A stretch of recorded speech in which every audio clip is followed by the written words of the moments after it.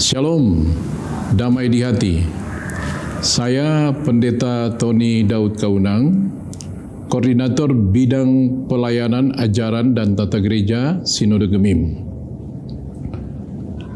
Gereja Masih Injili di Minahasa di Minggu Sengsara yang ke-6 ini akan merenungkan bagian Alkitab dari Injil Matius pasal 27 ayat 27 sampai dengan ayatnya yang ke-44.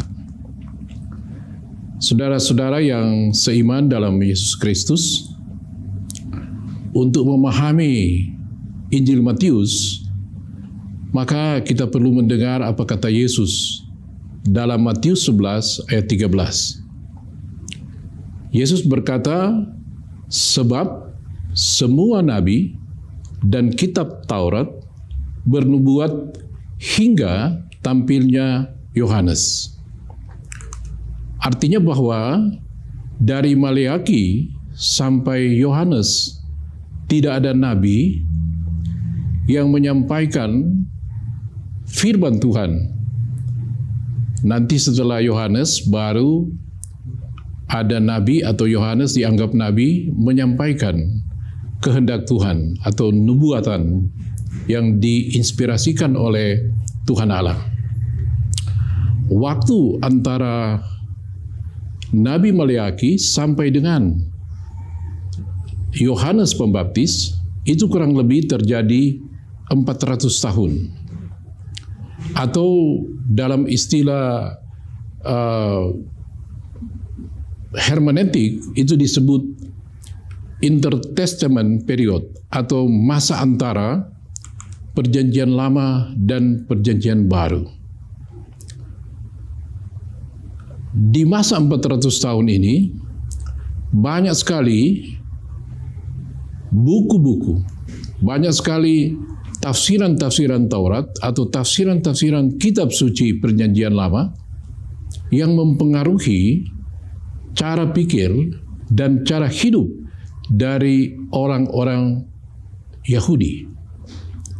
Karena memang kitab Matius ini secara khusus ditulis untuk orang-orang Yahudi yang berada di Antioquia.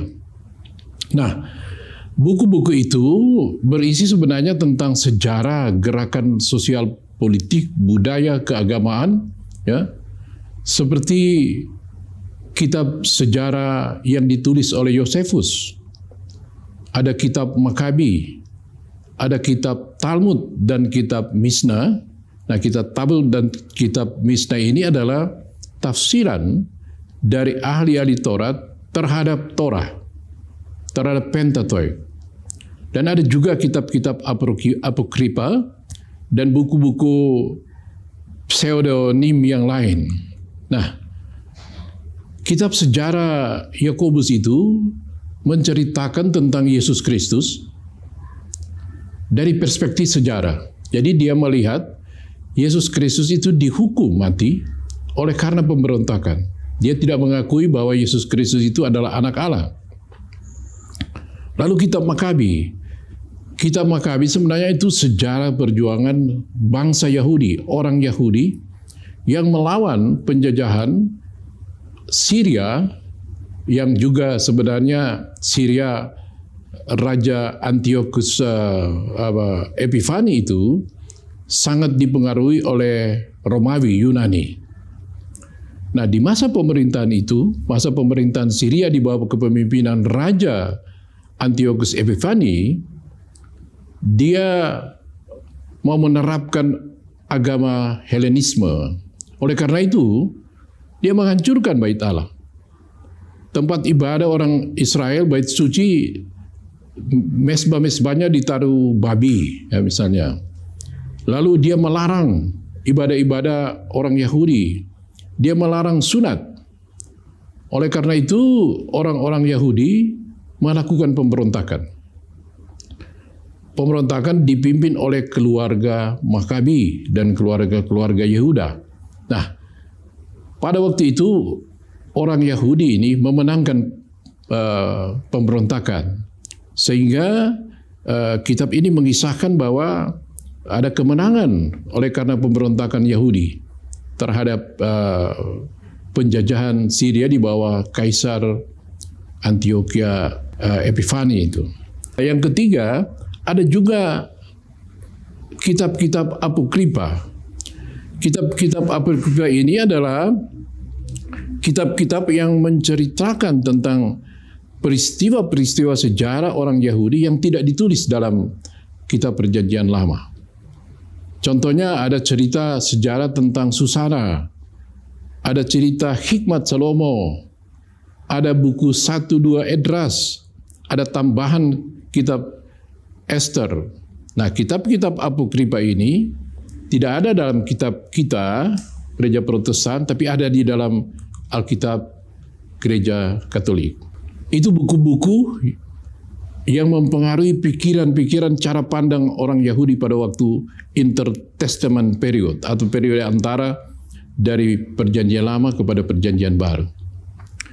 Nah, konteks dinamika sosial politik keagamaan di Israel ketika itu, ketika Yesus lahir, itu peran kekuasaan dan kekuatan itu dimainkan oleh Pontius Pilatus.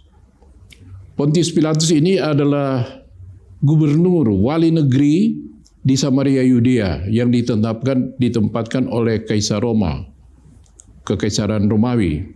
Dia itu berkuasa atas militer, hukum dan pajak.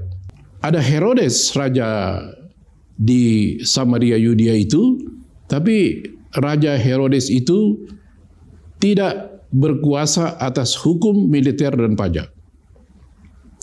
Dia raja, tapi dibatasi kekuasaan. Yang memegang peran itu Pontius Pilatus. Lalu ada Partai Farisi. Partai Farisi ini adalah terdiri dari imam-imam, ya, ahli-ahli Taurat, tua-tua Israel, dan konstituen orang-orang Yahudi. Mengapa nih Partai Farisi ini muncul? Partai Farisi ini muncul karena mereka berjuang dalam pemberontakan Makabi. Ketika Israel mengalami pembebasan dari penjajahan Syria, maka mereka mengambil alih kekuasaan politik. Nah, kekuasaan politik ada di tangan Partai Farisi atau disebut kaum Farisi yang terdiri dari imam-imam, ahli-ahli Taurat, tua-tua Israel, dan konstituen orang-orang Yahudi.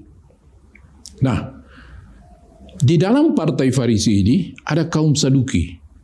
Kaum Saduki adalah kaum aristokrat atau yang menduduki tempat tertinggi dalam pemerintahan di bawah Partai Farisi. Mereka itu imam-imam dan ahli Taurat.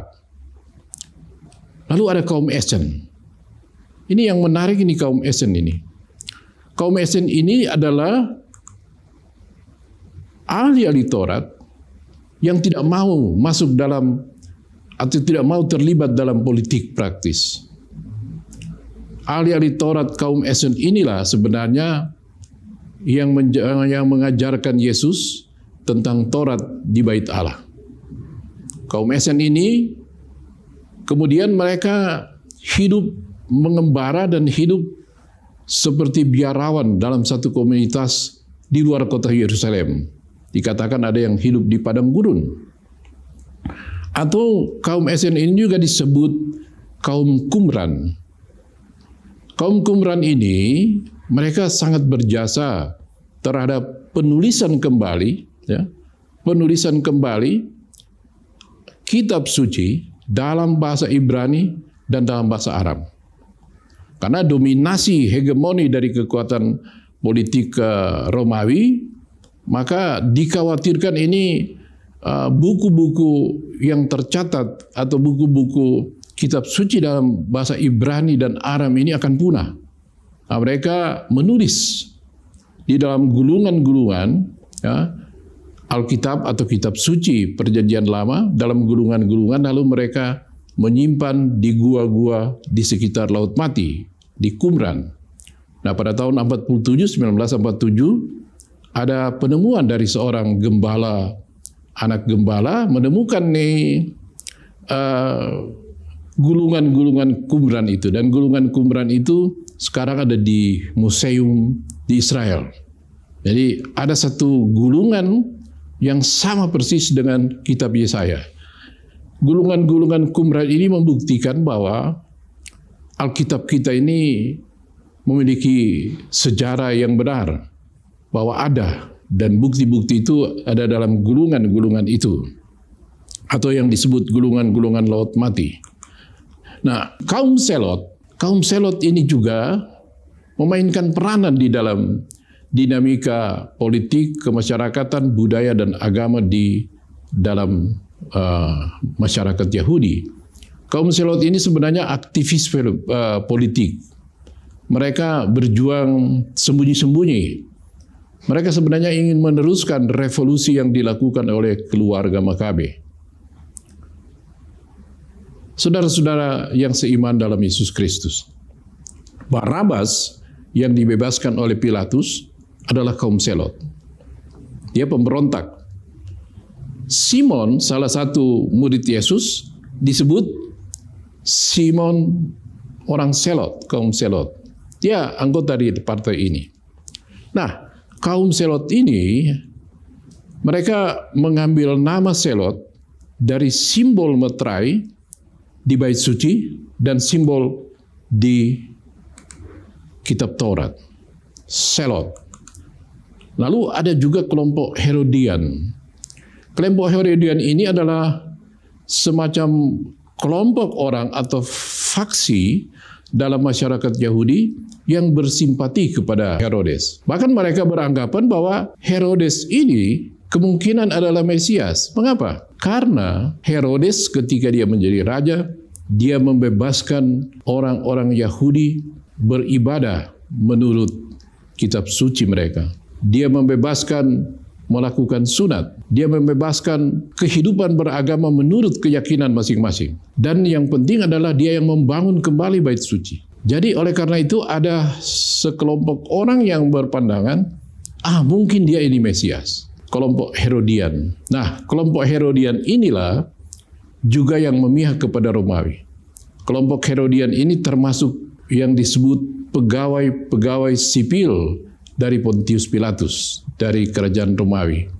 Salah satu kaum Herodian adalah Matius, karena dia pemungut cukai yang menyetor kepada kerajaan Romawi. Nah, saudara-saudara yang seiman di dalam Yesus Kristus. Nah, kita telah melihat apa yang mempengaruhi bangsa Yahudi terutama, cara berpikir, tapi juga gerakan-gerakan politik, budaya, kemasyarakatan di tengah-tengah bangsa Yahudi.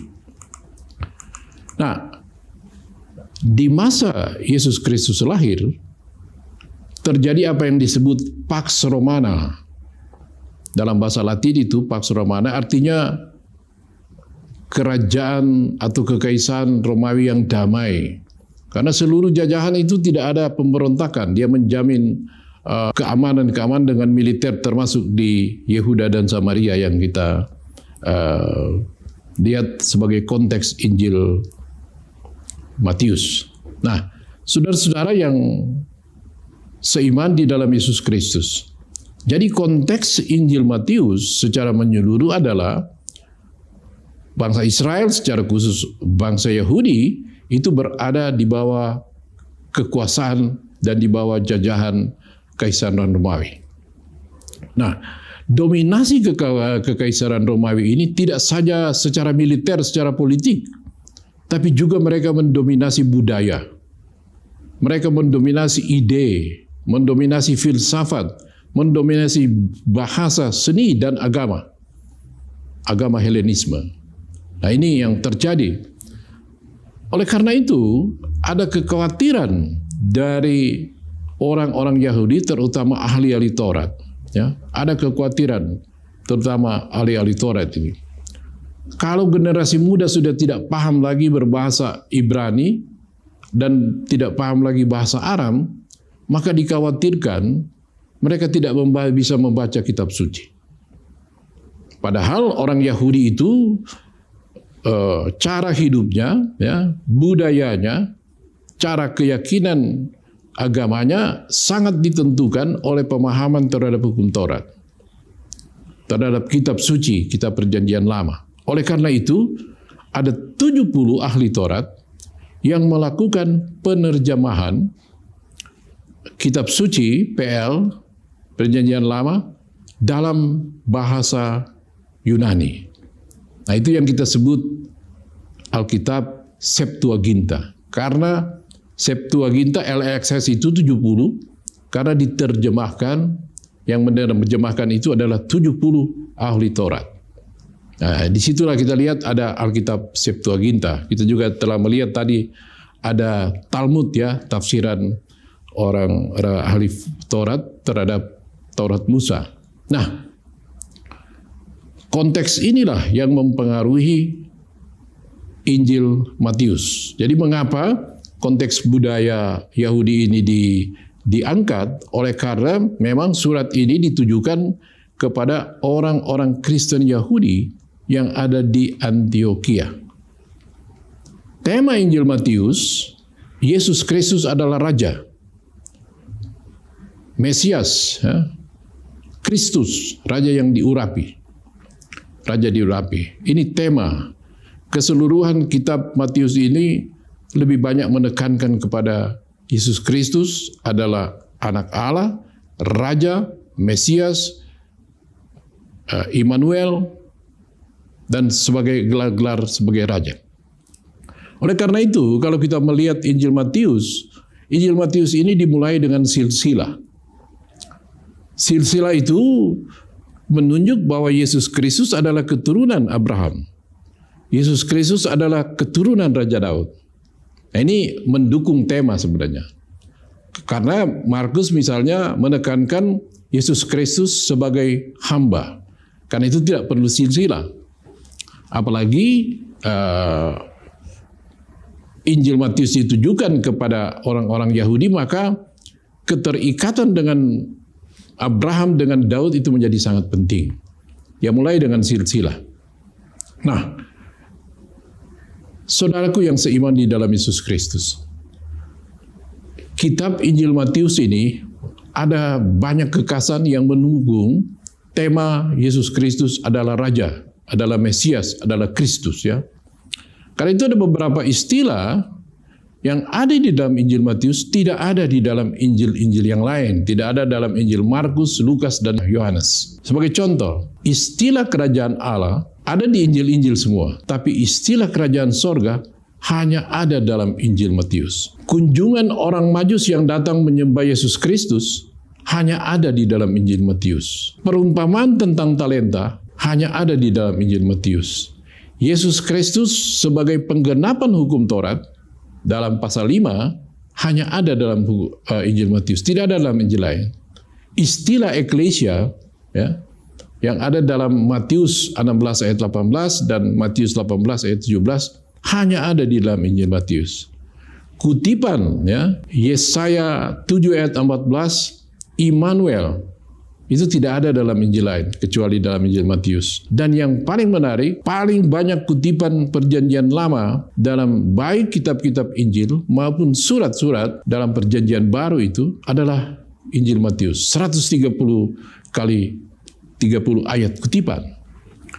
Dan yang berikut, Injil Matius tidak menjelaskan bahwa Yesus Kristus itu terangkat ke surga. Tidak ada penjelasan tentang, tapi Injil lain ada. Kemudian yang terakhir, istilah Pilatus mencuci tangan hanya ada di dalam Injil Matius. Oleh karena itu kalau kita mencermati pokok pikiran teologi dalam Matius 27 ayat 27 sampai 44 dapat dibagi dalam 4 bagian. Yang pertama, ada pokok teologi Yesus Kristus disiksa, diolok-olok, menderita secara lahir dan batin. Ayat 27 sampai 32. Yang kedua, Yesus Kristus disalib. Ayat 33 sampai 36. Ketiga, alasan mengapa Yesus disalib.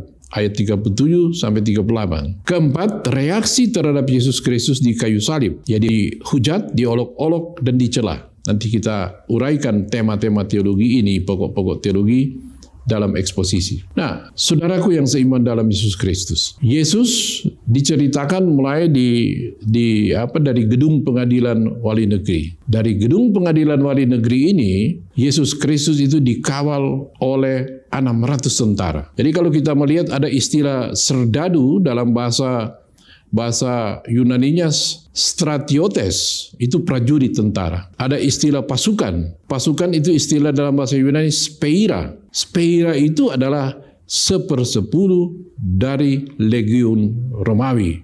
Artinya sekitar 600 tentara. Luar biasa pengawalan terhadap Yesus. Karena memang Yesus dianggap melakukan subversi dan memiliki kekuatan gaib yang bisa membebaskan diri. Karena mereka melihat Yesus Kristus menyembuhkan orang sakit, mengusir setan, membangkitkan orang mati. Ada kekuatan ilahi, kekuatan supranatural. Karena itu dia dijaga ketat oleh 600 tentara. Di samping juga polisi-polisi bait Allah itu. Nah saudara-saudara, 600 orang inilah prajurit yang menganiaya Yesus dari gedung pengadilan sampai di Golgota. 600 orang. Kita bisa membayangkan. Prajurit-prajurit ini sangat bengis, sangat kejam. Mengapa mereka sangat bengis dan kejam? Saudara-saudaraku yang seiman dalam Yesus Kristus, mereka itu adalah tentara Romawi yang ditempatkan di Galilea, Yudea, Samaria dan Yudea itu sudah bertahun-tahun tinggal di sana dan terpisah dari keluarga. Mereka kesepian. Mereka sangat secara psikis sangat tertekan oleh keadaan kesendirian itu. Nah, oleh karena itu, mereka itu sangat kejam. Kekejaman mereka mengolok-olok, menganiaya, menghina Yesus itu sepertinya ungkapan kompensasi menyenangkan diri dari kesepian itu. Jadi, bengis kejam itu juga bisa disebabkan oleh karena kesepian. Lalu pada ayat 28, kita melihat Yesus Kristus itu dipakaikan jubah ungu. Jubah ungu ini menurut beberapa tafsiran adalah jubah raja. Lalu dia dipakaikan mahkota duri. Mahkota juga adalah simbol dari seorang raja kalau bermahkota. Nah, mahkota itu kan dalam bahasa Yunani adalah Stephanos, berarti alasan untuk bermegah dan berbangga. Jadi memang mahkota sebenarnya lambang kemuliaan seorang raja. Tetapi mahkota duri ini justru adalah penghinaan. Justru adalah penganiayaan. Karena saudara-saudara tahu, mahkota duri yang dipakaikan kepada kepala Yesus itu durinya berukuran kurang lebih 5-10 cm. Jadi ketika ditancapkan di kepala, betapa sakitnya ya, orang yang ditancapkan mahkota duri seperti itu. Dia juga dipukul, ya, dihantam kepalanya, ditinju, dan seterusnya. Nah, ayat-ayat ini, ayat 28 dan 29 ini menggambarkan betapa siksaan yang dialami Yesus Kristus di gedung pengadilan sampai di Golgota, itu penderitaan secara lahir dan batin. Nah, ayat 33 disaksikan oleh Alkitab, sampailah mereka di suatu tempat yang bernama Golgota, artinya tempat tengkorak. Saya kira perlu dielaborasi lebih jauh apa nih Golgota. Golgota itu sebenarnya asal katanya dari bahasa Aram, Gulgata, berarti tengkorak. Ya. Injil Markus, Matius, Lukas juga menyaksikan tentang Golgota itu. Jadi nama itu sebenarnya menurut sejarah yang dilakukan oleh para penafsir, mereka melihat tempat itu karena tempat itu mirip bulat seperti tengkorak. Itu berada di luar Yerusalem dan dapat dilihat sampai sekarang ini. Nah, Alkitab menerjemahkan tempat tengkorak ini dalam bahasa Inggris Calvary.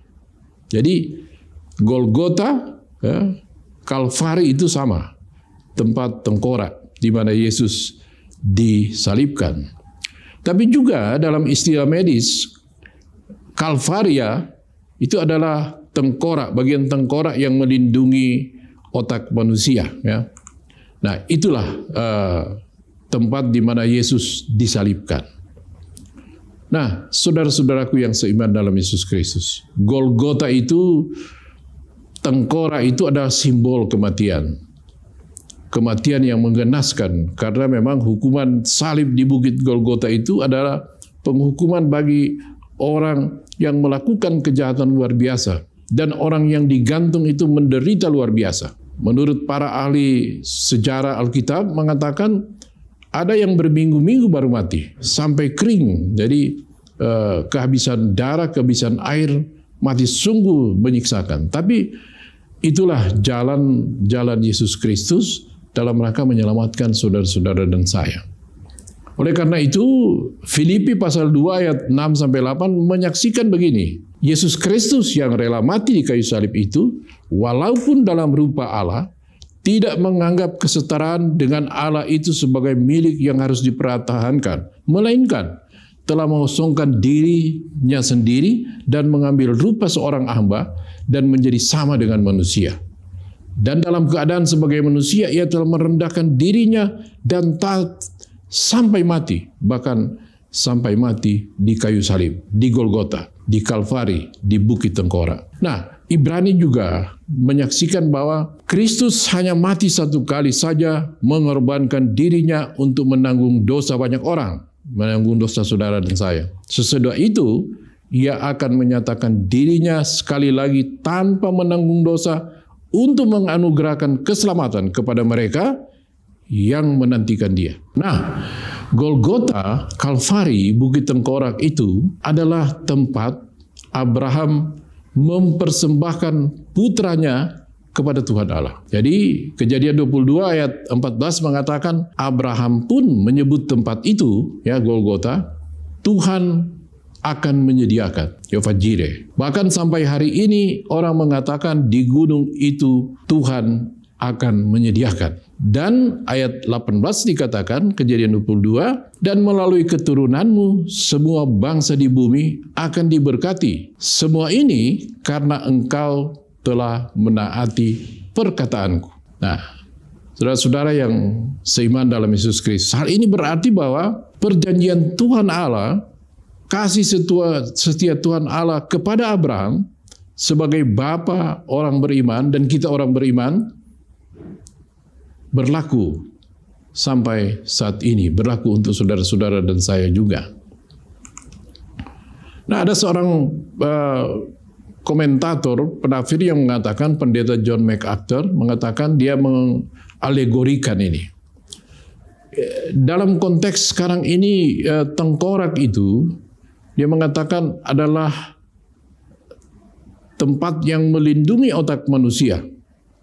Dan oleh karena itu, di dalam tengkorak itu, di dalam otak itu, Tuhan Yesus selalu kita salibkan dalam cara berpikir, cara pandang intelektual, sehingga menjadi penjara ilmu pengetahuan yang cenderung seluruh manusia, semua manusia, ingin menjadi sama dengan Tuhan Allah. Itu tentang Bukit Tengkorak, tentang Kalvari, tentang Golgota. Ayat 34 mengatakan, lalu mereka memberi dia minum anggur bercampur empedu. Setelah ia mengecapnya, ia tidak mau meminumnya. Dalam ayat yang paralel di Injil Markus pasal 15 ayat 23 dikatakan, lalu mereka memberi anggur bercampur mur kepadanya, tetapi ia menolaknya. Jadi anggur yang bercampur empedu itu adalah minuman penghilang rasa sakit. Mengapa Yesus menolaknya? Dia menolak karena memang dia harus merasakan sepenuhnya betapa sakitnya penghukuman terhadap dosa, sakit secara jiwa dan raga. Nah, Injil Markus mengatakan bercampur mur. Ada penafsiran lain tentang ayat ini. Mur adalah minyak wangi yang digunakan untuk pengurapan atau pelantikan raja dan nabi. Sehingga ada tafsiran yang mengatakan dari Injil Markus ini bahwa Yesus Kristus memang harus diurapi karena dia adalah raja yang diurapi. Dia adalah Mesias. Tapi pengurapannya adalah merasakan sepenuhnya penderitaan manusia yang seharusnya dihukum oleh karena dosa. Nah, ayat 35 mengatakan sesudah menyalibkan dia, mereka membagi-bagi pakaiannya dan membuang undi. Nah, perilaku prajurit ini adalah sesuatu yang sudah dinubuatkan oleh Mazmur 22 ayat 19. Mereka membagi-bagikan pakaianku di antara mereka dan membuang undi atas jiwaku. Dan juga ayat 37 mengatakan di atas kepalanya ada papan yang tertulis Indri. Inilah raja orang Yahudi dalam pengertian kita, tapi dalam bahasa aslinya Yesus Nazarenus Rex Iudaireum, yang artinya ya inilah raja orang Yahudi. Nah, tulisan ini ditulis atau disuruh tulis oleh Pontius Pilatus. Imam-imam sebenarnya orang Farisi, kaum Farisi tidak setuju. Mereka minta kalau boleh ganti.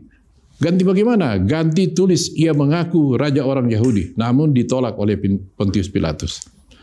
Sebenarnya tulisan ini dapat ditafsirkan bahwa Pontius Pilatus mau membenarkan mengapa dia membunuh atau menyalibkan, menghukum Yesus di kayu salib. Walaupun dia tidak mendapati kesalahan Yesus Kristus, tapi atas hasutan tuduhan bahwa ia mengaku sebagai Raja Mesias. Nah, pada penafsiran lain juga dikatakan tulisan ini sebenarnya Indri adalah sindiran, ejekan kepada kaum Farisi, kepada orang Yahudi.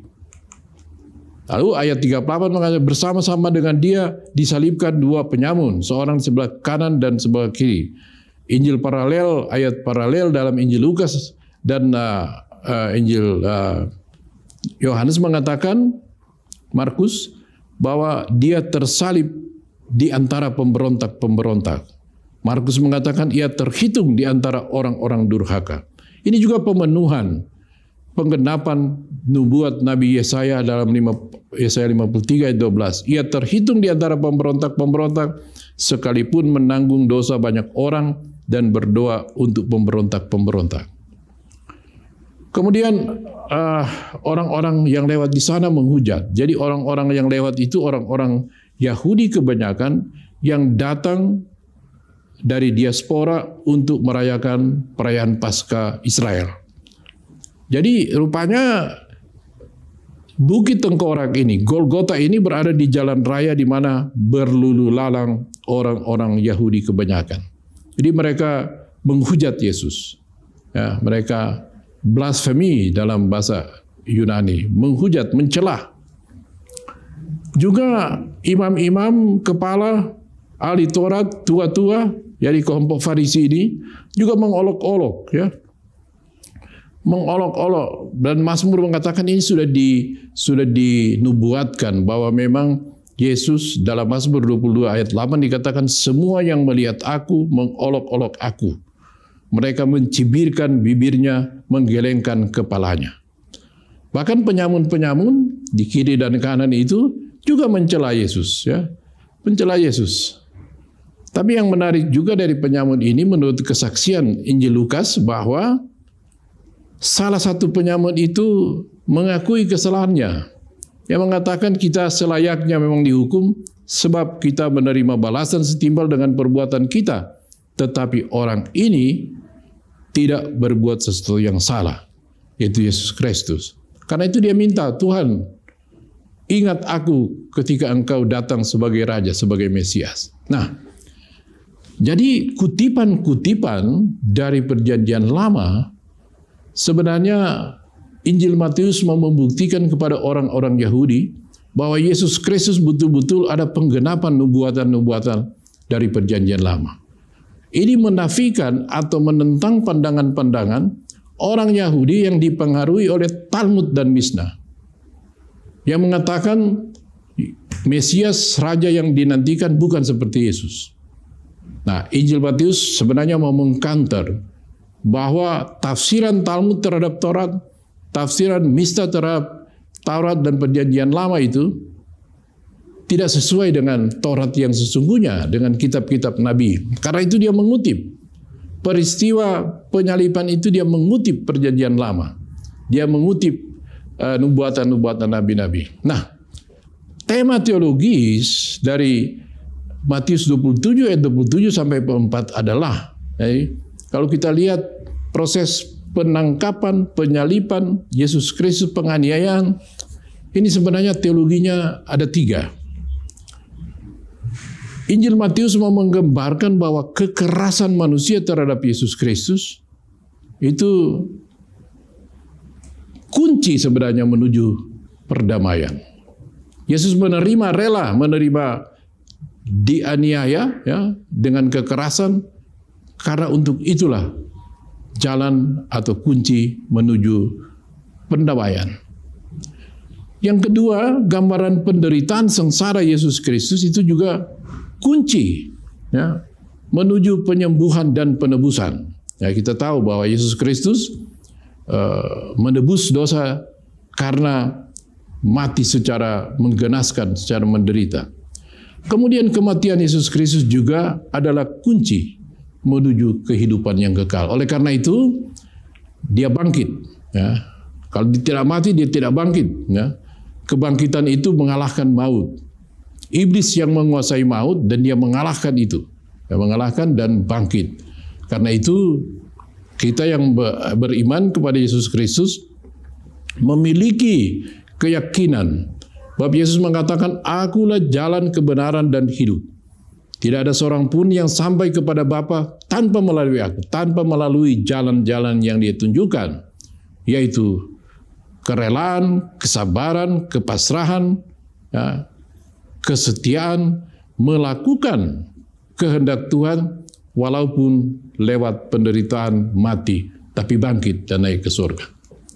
Nah, jadi memang pesan firman bagi kita ini sebenarnya adalah bahwa Roma 3:23 mengatakan, karena semua orang telah berbuat dosa dan telah kehilangan kemuliaan Allah. Dan Roma 6:23 mengatakan, sebab upah dosa ialah maut. Dan kematian Yesus itu mengalahkan maut, iblis yang berkuasa atas maut. Nah, oleh karena itu ya dikatakan oleh Ibrani 2:14, oleh kematiannya ia memusnahkan dia, yaitu iblis yang berkuasa atas maut. Jadi tersalib di Golgota juga itu adalah tempat Abraham mempersembahkan Ishak, ya, anaknya, di Kalvari, di Golgota, Bukit Tengkorak itu. Jadi kematian Yesus juga membuktikan kasih setia perjanjian Tuhan yang menyelamatkan umatnya melalui janji yang kepada Abraham berlaku dan digenapi. Nah, saudara-saudara yang seiman dengan Yesus Kristus. Jadi memang kutipan-kutipan perjanjian lama itu dalam proses pengadilan, dalam proses penganiayaan, dalam proses penyaliban dan kematian itu menunjukkan bahwa Yesus Kristus adalah seperti yang dinubuatkan oleh nabi-nabi.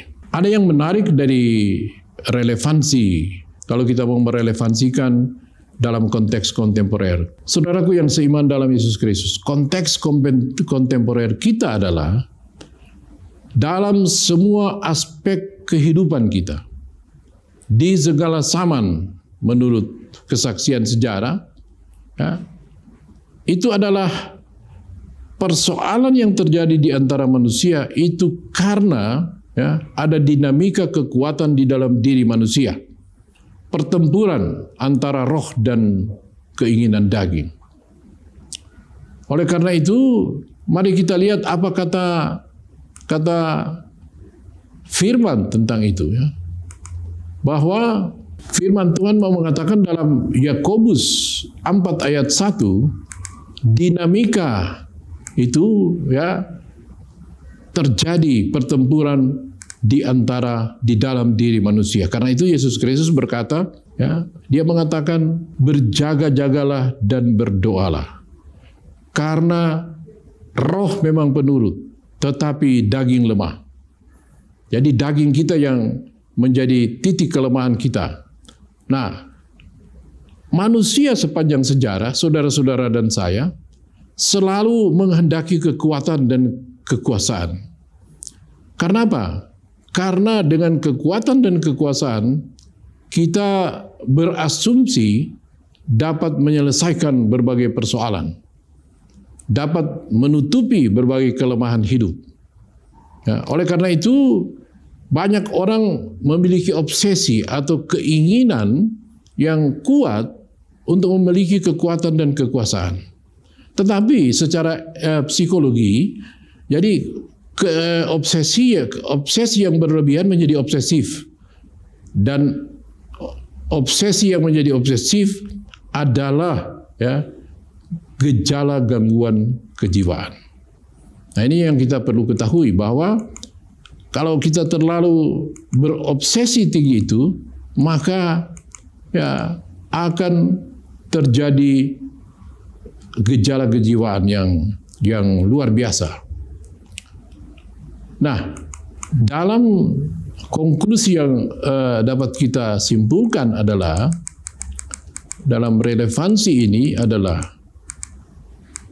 yang pertama, pertanyaannya kan begini: mengapa Yesus ketika di Bukit Golgota di Kalvari, dia diejek oleh orang Yahudi kebanyakan yang lewat, oleh prajurit-prajurit, oleh imam-imam, ahli Taurat, tua-tua, orang Farisi, penyamun? Mengapa dia tidak menjawab keinginan mereka? Mereka meminta supaya, kalau engkau anak Allah, turunlah dari salib, selamatkan dirimu. Mengapa Yesus tidak lakukan? Pertanyaannya adalah, apakah Yesus tidak memiliki kemampuan untuk turun dari salib? Yesus memiliki kekuatan dan kekuasaan untuk turun dari salib. Lalu mengapa dia tidak lakukan? Dia tidak melakukan itu karena apa? Kalau dia turun dari salib, ini menurut banyak sekali penafsir mengatakan, kalau Yesus menyelamatkan diri turun dari salib, maka kitalah, manusialah yang akan terus tergantung di atas kayu salib. Karena kita tidak ditebus, tidak diampuni. Tapi kematian di Yesus tidak mau turun karena dia tidak mau manusia tergantung terus di atas kayu salib, secara khusus bagi orang-orang yang percaya. Yang kedua, Kalvari, seperti yang dijelaskan sebelumnya, adalah tempat di mana Abraham mempersembahkan anaknya Ishak kepada Tuhan Allah, lalu malaikat melarang dan mengganti dengan domba. Jadi Kalvari adalah tempat perjanjian Allah dengan Abraham, dengan orang-orang beriman, dan itu dipenuhinya. Yang ketiga, bahwa kita melihat kekuatan dan kekuasaan yang ada dalam diri Yesus Kristus, dia tidak gunakan untuk kepentingan-kepentingan menyenangkan, memuaskan hasrat manusia, menyenangkan diri, memuaskan kedengkian, kemunafikan, kebencian, ketakutan, kemarahan, dan kepalsuan. Tapi kekuatan dan kekuasaan yang Yesus tunjukkan dengan mati di kayu salib adalah dia menebarkan cinta kasih dengan lemah lembut, menyembuhkan orang sakit fisik dan rohani, mendamaikan, memulihkan citra manusia yang tercemar oleh dosa. Dan dengan jalan itu dia menunjukkan jalan kemuliaan, supaya saudara-saudara dan saya yang percaya boleh memperoleh mahkota kehidupan. Yang keempat, bahwa cara dan sikap Yesus Kristus menempuh jalan menghadapi kekuatan dan kekuasaan yang tidak adil dan kejam adalah dia menunjukkan kesetiaan, ketaatan, kesabaran, kepasrahan, mengikuti, melakukan apa yang menjadi kehendak Bapanya. Yang kelima, mengapa hanya jadi dalam proses penyaliban itu ada prajurit, ada orang yang kebanyakan yang lewat, ada kaum Farisi, ada penyamun. Semua minta supaya Yesus menyelamatkan diri dan turun dari salib. Tapi dia tidak melakukan, karena kalau tidak kita yang ada di salib. Dan dia hanya menjawab permintaan dari seorang penyamun menurut Lukas dan Markus. Penyamun itu mengaku dosa. Penyamun itu mengatakan bahwa dia yang bersalah, dan oleh karena itu dia memohon kepada Tuhan Yesus Kristus supaya mengingatnya ketika dia datang sebagai Mesias. Yang terakhir saya mau mengatakan bahwa di minggu sengsara yang ke-6 ini, mari kita melihat seluruh proses penangkapan, pengadilan, penganiayaan, dan juga kematian Yesus di kayu salib. Dari proses itu kita melihat ada banyak orang yang berperan di situ. Yang pertama ada Yudas Iskariot. Yudas Iskariot mengkhianati Yesus. Ada Petrus yang menyangkal Yesus. Lalu ada kedengkian, ya, kedengkian dari orang-orang Farisi, partai Farisi, ya, tentang Yesus Kristus yang banyak pendapat dukungan dan dia memiliki kekuatan supranatural yang luar biasa. Kedengkian. Jadi menurut Pilatus mereka mau menyalibkan karena kedengkian. Yang keempat bahwa ada kekejaman para prajurit yang menganiaya. Ada Pontius Pilatus yang kelima yang mencuci tangan. Ada orang kebanyakan yang menghujat. Saudaraku yang seiman dalam Yesus Kristus. Kalau kita melihat sikap Yudas, Simon Petrus, orang Farisi, prajurit, Pilatus, dan orang kebanyakan yang menghujat, menghina, menganiaya Yesus, sebenarnya saudara-saudara dan saya, baik dalam skala atau dalam ukuran yang kecil maupun besar, sering juga melakukan pengkhianatan, penyangkalan, sering dengki, sering juga kejam, sering mencuci tangan, tidak mau memperjuangkan kebenaran, sering juga menghujat, melakukan fitnah terhadap orang-orang. Saudara-saudara, di Minggu Sengsara yang ke-6 kita diingatkan, Yesus mati untuk itu. Yesus mati untuk perilaku-perilaku seperti itu. Oleh karena itu kepada saudara-saudara diajak, ya, marilah kita bertobat, menyangkal diri, memikul salib, mengendalikan hawa nafsu kita, setia, taat, sabar, pasrah di bawah kaki salib Yesus, mendengar firman-Nya dan melakukan dengan baik. Ada ayat terakhir yang saya mau kutip dari Yakobus 4 ayat 17 mengatakan begini. Jadi jika seorang tahu berbuat baik, tapi kalau dia tidak melakukannya, dia berdosa. Artinya menjadi baik tidak cukup, tapi harus melakukan. Demikian juga peringatan Yesus kepada murid-muridnya dan orang Farisi. Matius 7 ayat 21. Tidak semua orang yang berseru-seru kepadaku akan masuk ke dalam kerajaan surga. Tidak semua orang yang beribadah, berdoa, menyanyi, memuji Tuhan akan masuk ke dalam kerajaan surga. Yang mengatakan, melainkan mereka yang melakukan kehendak Bapakku. Iman tanpa perbuatan mati. Orang tahu berbuat baik tidak melakukan kebaikan juga tidak akan memperoleh keselamatan. Ingatlah Yesus yang tersalib, dia tidak mau turun dari salib. Dia rela menderita untuk saudara-saudara dan saya. Supaya orang mengikuti jalannya yang mengatakan, akulah jalan kebenaran dan hidup. Tidak seorang pun dapat sampai kepada Bapa, ke sorga tanpa melalui itu. Inilah makna Minggu Sengsara. Hari Jumat kita akan merayakan Jumat Agung, puncak kematiannya, puncak pengorbanannya bagi saudara-saudara dan saya. Amin.